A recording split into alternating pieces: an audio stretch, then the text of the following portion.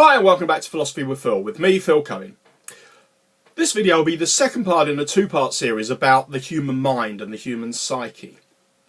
And before I start, I just want to recap on what we discussed in the first video. We discussed two conflicting pulls on two different axes or two different dimensions of the human mind.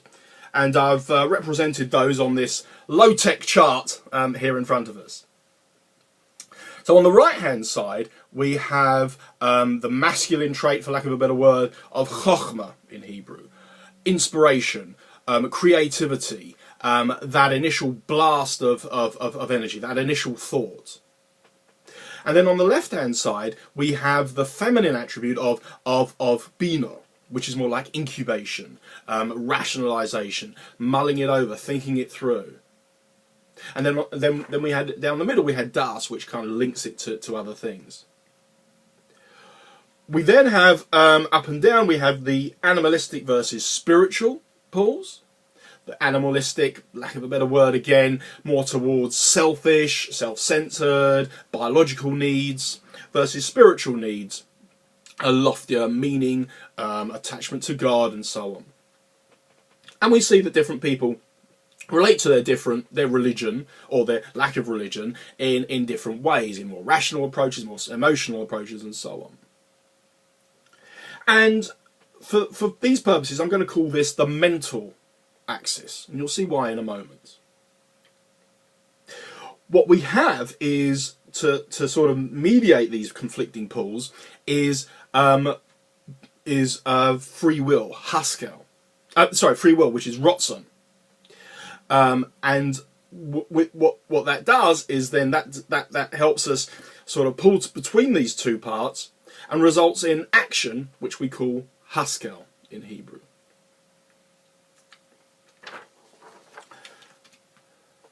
So, but there's a third dimension, and for the purposes of this video, I'm going to reference a bit of some of the work from this book here. It's not often that I'll recommend a book. This is Dr. David Lieberman. He's got some cracking videos on the TorahAnytime.com website.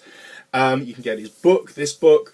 I have to be honest with you, the central thrust of this book is fantastic, and for me it has changed a lot of the way I think about the human mind. But actually the style in which it's written didn't suit me. Maybe it's more of an American audience, but anyway.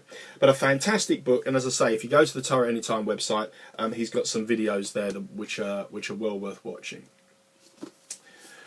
And what he says is there's a third dimension, which we're going to call the social dimension. But before I start talking about that, I want to pose two sort of scenarios or two different questions to you. And they're going to seem very odd, but hey. The first one, I'm going to apologise in advance if it seems a little crass.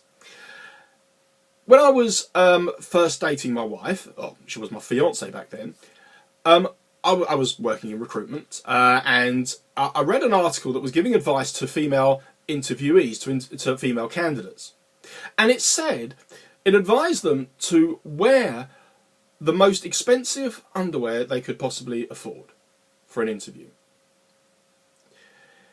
And when I discussed it with my fiancée, she said, well, yeah, it does make you feel better about yourself if you're wearing nice clothes. And what she told me was, this is what guys don't get about girls who go to nightclubs and dress the way they do. They're wearing the push-up bras and the miniskirts because they feel good about themselves wearing those clothes. It's not that they're out to attract guys. The boys are thinking about things completely differently, and that's where all the misunderstandings occur. But there is such a thing as doing something for your own sake, even though it has an outward appearance. The second sort of question or scenario I'd like to pose is, why do people spend so much money on expensive gravestones? I'm a Cohen, and so I don't spend a lot of time on the burial grounds, but we do get to see sort of driving past or whatever, you see the gravestones, and you see some of these lavish marble edifices. which are, clearly very expensive. And you think, why has someone spent so much money on something that they're never going to see? We'll come on to that in a minute. So, according to this book, we've got another graph. So we've still got the animal versus spiritual dimension. But going along the bottom, we've got self versus others. Self is about individuality, uniqueness, what you might call ego, power over others. That gravestone, think about that monument. On the other extreme, we have social, thinking about other people. And we know people like that who, I'm sure you know people like that do everything for other people but actually don't do much for themselves. But social can have a dark side, about social approval, peer pressure, acceptance. Interestingly, just as a side note, children start by wanting to satisfy their parents.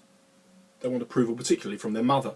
But then they struggle between the development of a self, an identity of themselves, and becoming selfish about themselves, which is what you often find with children, and then transitioning through adolescence into social acceptance.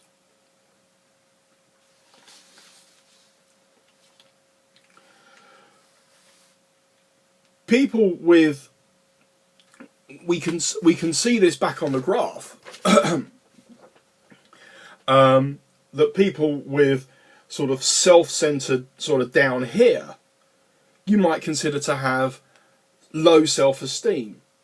Why? Because they're thinking about themselves and what they're gaining out of a situation, and they're not looking at them at what's happening in a context. People down here with sort of a more animalistic and sort of selfish. That's not to belittle these people, and it's not to judge, and it's not to cast aspersions on them. But people down here can become very depressed because their life has no spiritual meaning, and because they don't have the social acceptance. And the job of counsellors and psychologists or whatever is to push them out into this sort of healthy zone.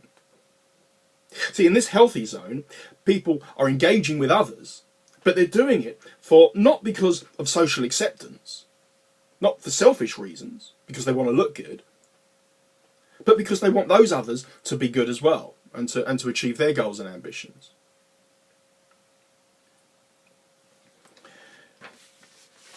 If I can give an example that'll sort of wrap up the whole of all of these together.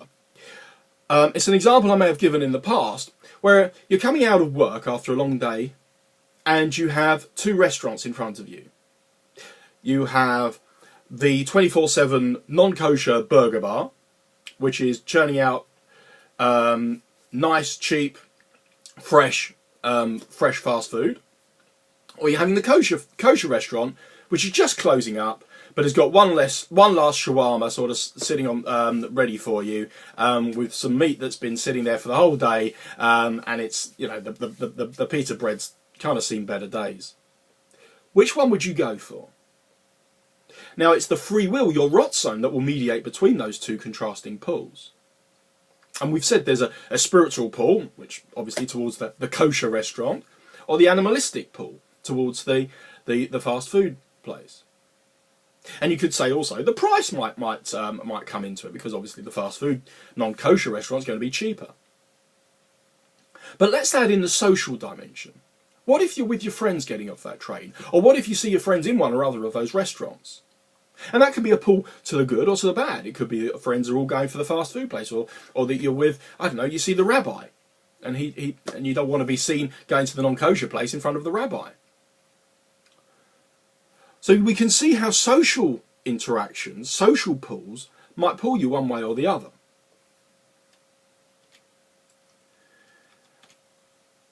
What I'd just like to end with is a bit of a moan about identity politics, because we're talking about ourselves and having a sense of self-worth.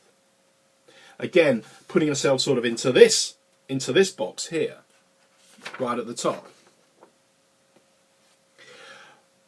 And we're kind of losing that a little bit, I think. When a lot of people that I speak to now, if they don't get what they want, it's because they feel like victims.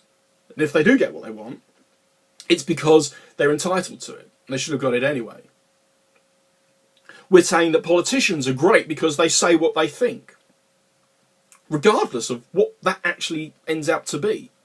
Just purely being honest and open and talking about yourself and being you know, having that integrity alone seems to justify having a valid point of view, regardless of what that point of view actually happens to be. And but on the other hand, if you do stand up for what you believe in too strongly, you get to be called a bigot. So it comes to a point where you can't win. What's the normal? What's the healthy zone? The healthy zone is going to be back in the middle. You've got a sense of self-worth.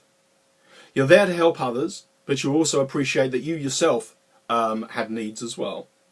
And you have values and beliefs that you stand for and won't be swayed on by public opinion. It's what we call humility. It's not having the sort of drudgery, but it's the self-knowledge, the self-esteem that psychologists would call. Having a healthy self-awareness of your strengths and weaknesses. Knowing what you're capable of and incapable of. And fulfilling your life goals as a result of that. Thanks a lot for watching.